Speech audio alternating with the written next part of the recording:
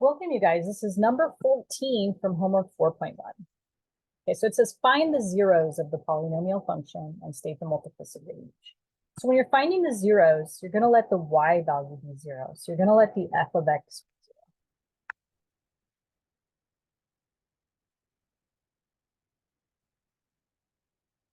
be 0. Now, in order to be successful on this problem, we have to be really proficient at factoring what we call a difference of squares.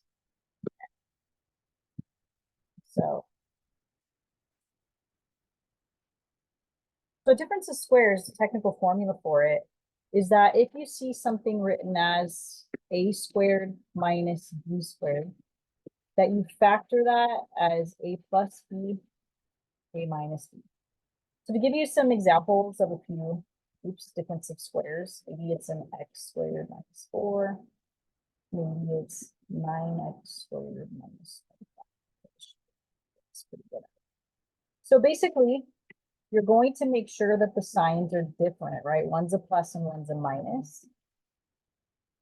And then you're just going to square root each piece. So if I square root this, that's going to give me an x. So I know that there's going to be an x at the front. And then if you square root the 4, then you know that's going to be 2. And so it's going to be a 2 at the back. And that's it. So let's just kind of think about why that is it really quickly, okay? So the reason why the signs have to be opposites is because when I multiply these in the FOILing, I want them to make a -4 because the back end is a -4. And the only way to make that happen is if they're opposite signs. If they were both positives, a positive times a positive would make this a +4. If they were both negatives, a negative times a negative is also a plus, right? And so in this case, we have to make sure that the signs are opposite so that we get that -4. All right, and then even more than that, when we FOIL it out, we get what? X squared.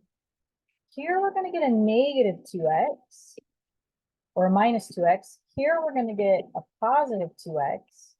And so it was crucial that the signs be opposite of each other so that the middle cancels out, because you notice that the middle is missing, right? And so that's why we're only getting 2 terms, is because those opposite signs, this -2x and this +2x, canceled out. And so that's why we only have 2 terms here, okay? All right, so let's get really good at being quick about the factoring of the difference of squares, okay?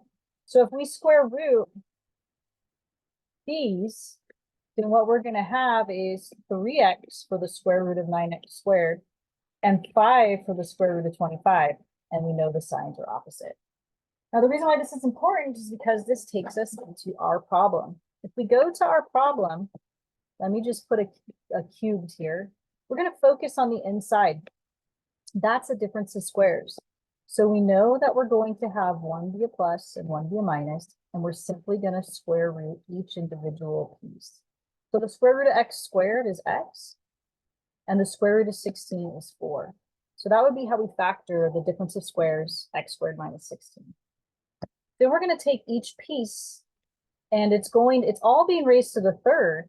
So that means that each individual factor is also going to be raised to the third power. So we set each piece equal to 0 to find the zeros here, using the zero product property. Okay. And so then we move that 4 over to the other side, making it negative. And this will be multiplicity 3, because remember that the multiplicity comes from the exponent. And then if we move the 4 over here, we get a +4. Again, since the exponent is 3, it's going to be another multiplicity of 3. So it looks like the best answer here is going to be A, because it has both positive and -4 with a multiplicity of 3. So let's go put it in, make sure we're right.